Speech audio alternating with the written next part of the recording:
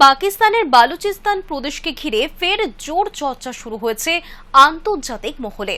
স্বঘোষিত Republic of Balochistan 11ই আগস্টকে স্বাধীনতা দিবস হিসেবে পালনের ঘোষণা করেছে এবং বিশ্বজুড়ে বালুচ জনগণের কাছে জাতীয় পতাকা উত্তোলনের আহ্বান জানিয়েছে।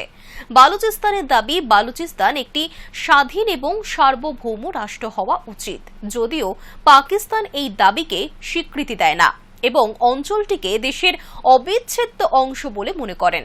অন্যদিকে ভারতও এখনো এই বিষয়ে কোনো আনুষ্ঠানিক প্রতিক্রিয়া দেয়নি।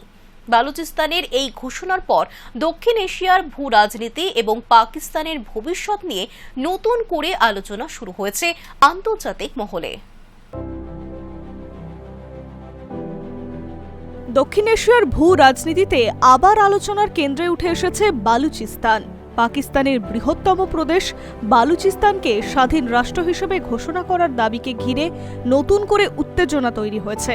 স্বঘোষিত রিপাবলিক অফ বালুচিস্তানের পক্ষ থেকে 11ই আগস্টকে স্বাধীনতা দিবস হিসেবে পালন করার আহ্বান জানানো হয়েছে। শুধু তাই নয়, বিশ্বজুড়ে ছড়িয়ে থাকা বালুচ জনগোষ্ঠীর উদ্দেশ্যে জাতীয় পতাকা উত্তোলন, জনসমাবেশ এবং স্বাধীনতার পক্ষে জনমত গড়ে তোলার আবেদনও করা হয়েছে। এই ঘোষণার পর আন্তর্জাতিক মহলে নতুন করে প্রশ্ন উঠেছে, বালুচিস্তানের স্বাধীনতার দাবি কি শুধুই একটি রাজনৈতিক প্রচার, নাকি পাকিস্তানের অভ্যন্তরীণ রাজনীতিতে এটি একটি বড় পরিবর্তনের সূচনা? 1971 সালে পূর্ব পাকিস্তান থেকে বাংলাদেশের জন্মের স্মৃতি আবারও সামনে চলে এসেছে। যদিও বর্তমান পরিস্থিতি সম্পূর্ণ ভিন্ন, তবুও পাকিস্তানের অখণ্ডতা নিয়ে নতুন করে বিতর্ক শুরু হয়েছে। বালুচিস্তান পাকিস্তানের বৃহত্তম কিন্তু সবচেয়ে অস্থির প্রদেশ। ভৌগোলিক আয়তনের দিক থেকে বালুচিস্তান পাকিস্তানের সবচেয়ে বড় প্রদেশ। পাকিস্তানের মোট ভূখণ্ডের প্রায় 44% জুড়ে বিস্তৃত এই অঞ্চলে প্রাকৃতিক সম্পদ সমৃদ্ধ।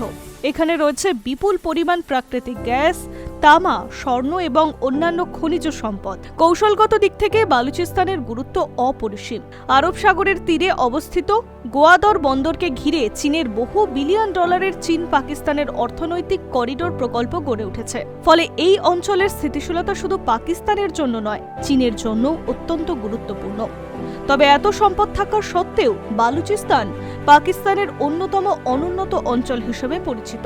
বহু বালুচ সংগঠন দীর্ঘদিন ধরেই অভিযোগ করে আসছে যে তাদের ভূমির সম্পদ ব্যবহার করে কেন্দ্রীয় সরকার লাভবান হলেও স্থানীয় জনগণের উন্নয়নের সুফল থেকে বঞ্চিত থাকে। বালুচ জাতীয়তাবাদ নতুন কোনো বিষয় নয়, এর শিকড় কয়েক দশক পুরনো। বালুচ নেতাদের দাবি, 1947 সালে 11ই আগস্ট ব্রিটিশ শাসনের অবসানের সময় বালুচিস্তান একটি স্বাধীন রাজনৈতিক সত্তা হিসেবে আত্মপ্রকাশ করেছিল। তাদের বক্তব্য অনুযায়ী পরবর্তীতে 1948 সালে পাকিস্তানের সঙ্গে সংযুক্তিকরণ বালুচ জনগণের পূর্ব সম্মতি ছাড়াই সম্পন্ন করা হয়েছিল, যদিও পাকিস্তান সরকার এই ব্যাখ্যা মানে না। ইসলামাবাদের অবস্থান হল বালুচিস্তান পাকিস্তানের অবিচ্ছেদ্য অংশ এবং স্বাধীনতার দাবি সম্পূর্ণ বেআইনি। এই দ্বন্দ্বই পরবর্তী কয়েক দশকে একাধিক বিদ্রোহ, সংঘর্ষ এবং রাজনৈতিক আন্দোলনের জন্ম নিয়েছে। বালুচিস্তান কেন 11ই আগস্টকে স্বাধীনতা দিবস হিসেবে পালন করতে চাইছে? আসুন সেই নিয়ে কিছু বলা যাক। স্বঘোষিত রিপাবলিক অফ বালুচিস্তানের বিবৃতি অনুযায়ী 11ই আগস্ট তাদের ইতিহাসের বিশেষ তাৎপর্যপূর্ণ দিন। তাদের দাবি, 1947 সালে এই দিনেই বালুচিস্তানের স্বাধীনতার ঘোষণা করা হয়েছিল। সেই কারণেই 11ই আগস্টকে তারা জাতীয় স্বাধীনতা দিবস হিসেবে প্রতিষ্ঠিত করতে চাইছে। বালুচ আন্দোলনের নেতা মীর ইয়ার বালুচ বিশ্বজুড়ে বালুচ জনগণের কাছে আবেদন জানিয়েছে যাতে তারা এই দিনে স্বাধীন বালুচিস্তানের পতাকা উত্তোলন করেন এবং দিনটির ঐতিহাসিক গুরুত্ব তুলে ধরেন। তাদের বক্তব্য অনুযায়ী এই কর্মসূচির লক্ষ্য শুধু রাজনৈতিক বার্তা দেওয়া নয়, নতুন প্রজন্মের কাছে বালুচ জাতীয় পরিচয় ও ইতিহাসকে তুলে ধরা। সংগঠনের প্রকাশিত বিবৃতিতে বলা হয়েছে, তারা বালুচিস্তানকে একটি স্বাধীন ও সার্বভৌমত্ব রাষ্ট্র হিসেবে দেখছে। তাদের মতে, পাকিস্তান বর্তমানে রাজনৈতিক কাঠামোর মধ্যে থেকে বালুচিস্তানের মানুষের দীর্ঘমেয়াদী শান্তি, উন্নয়ন ও সমৃদ্ধি সম্ভব নয়। তারা আন্তর্জাতিক সম্প্রদায়ের কাছে কয়েকটি গুরুত্বপূর্ণ দাবি জানিয়েছে। প্রথমত, বালুচিস্তানকে স্বাধীন রাষ্ট্র হিসেবে স্বীকৃতি দেওয়া। দ্বিতীয়ত, মানবাধিকার পরিস্থিতির আন্তর্জাতিক তদন্ত। তৃতীয়ত, বালুচ জনগণের আত্মনিয়ন্ত্রণের অধিকারকে সমর্থন করা। চতুর্থত, রাজনৈতিক ও কূটনৈতিক সমর্থন প্রদান করা। সংগঠনটি আরও দাবি করছে, বিশ্বজুড়ে ছড়িয়ে থাকা কোটি কোটি বালুচ মানুষ নিজেদের একটি স্বতন্ত্র জাতি হিসেবে মনে করে স্বাধীন রাষ্ট্র গঠনের আকাঙ্ক্ষাও পোষণ করছে। পাকিস্তানের অবস্থান। পাকিস্তান সরকার এখনও এই সাম্প্রতিক ঘোষণার বিষয়ে আনুষ্ঠানিক প্রতিক্রিয়া দেয়নি, তবে ঐতিহাসিকভাবে ইসলামাবাদের অবস্থান অত্যন্ত স্পষ্ট। পাকিস্তান বালুচিস্তানের সশস্ত্র বিদ্রোহী সংগঠনগুলিকে বিচ্ছিন্নতাবাদী এবং সন্ত্রাস সংগঠন হিসেবে চিহ্নিত করে। পাকিস্তানের নিরাপত্তা বাহিনী বহু বছর ধরে বালুচিস্তানে বিদ্রোহ দমনের অভিযান চালিয়ে আসছে।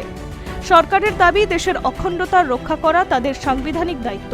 অন্যদিকে মানবাধিকার সংগঠনগুলির একাংশের অভিযোগ করে যে বালুচিস্তানে নিখোঁজ হওয়া, জোরপূর্বক আটক এবং মানবাধিকার লঙ্ঘনের অভিযোগ নিয়ে বহুদিন ধরে বিতর্ক রয়েছে। ভারতের নাম কেন উঠে আসছে বালুচিস্তানের এই ইস্যুতে? বালুচিস্তান ইস্যুতে ভারত পাকিস্তান সম্পর্ক প্রায় আলোচনায় উঠে আসে। পাকিস্তান বহুবার অভিযোগ করেছে যে বালুচ বিদ্রোহীদের পিছনে ভারতের সমর্থন রয়েছে। ইসলামাবাদের দাবিতে ভারতের গোয়েন্দাদের সংস্থাগুলি এই অঞ্চলের অস্থিরতা তৈরিতে ভূমিকা রাখছে। ভারত অবশ্য এই অভিযোগ বারবার অস্বীকার করেছে। নয়াদিল্লির বক্তব্য, পাকিস্তান নিজেদের অভ্যন্তরীণ সমস্যার দায় ভারতের ওপরে চাপানোর চেষ্টা করছে।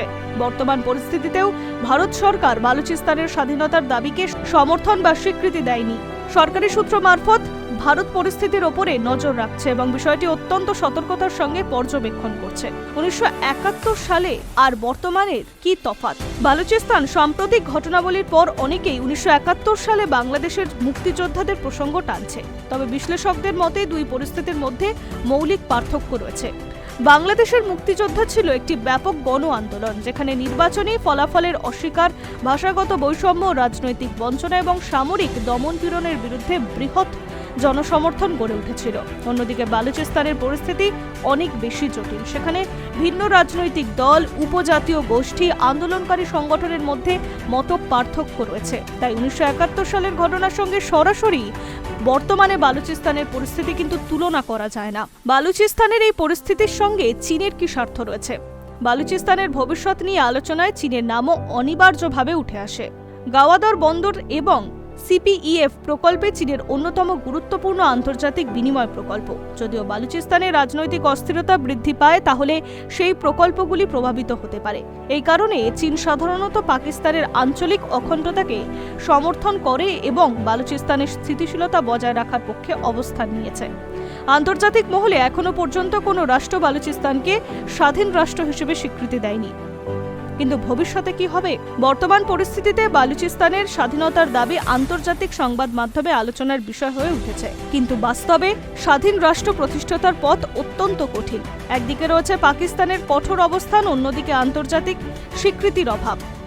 তবুও আন্দোলনের নেতারা মনে করছে আন্তর্জাতিক স্তরে তাদের বক্তব্য তুলে ধরার মাধ্যমে বালুচ প্রশ্নকে নতুন করে সামনে আনা সম্ভব। 11ই আগস্টের কর্মসূচি তাই শুধুমাত্র একটি প্রতীকী উদযাপন নয়, বরং আন্তর্জাতিক মনোযোগের আকর্ষণের একটি রাজনৈতিক প্রচেষ্টা হিসেবেও দেখা হচ্ছে।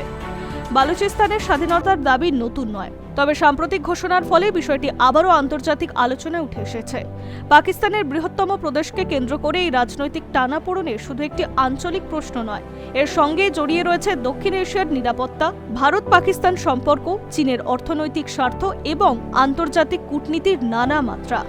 বর্তমানে বালুচিস্তান স্বাধীন রাষ্ট্র হিসেবে কোনো আন্তর্জাতিক স্বীকৃতি পায়নি এবং পাকিস্তান এই ধরনের দাবিকে সম্পূর্ণভাবে প্রত্যাখ্যান করছে। ফলে পরিস্থিতি কোন দিকে মোড় নেবে তা সময় বলবে। তবে এই বিষয়টি স্পষ্ট, বালুচিস্তানের প্রশ্ন আগামী দিনেও দক্ষিণ এশিয়ার ভূ রাজনীতিতে গুরুত্বপূর্ণ আলোচ্য বিষয় হিসেবে থেকে যাবে। Hi news network.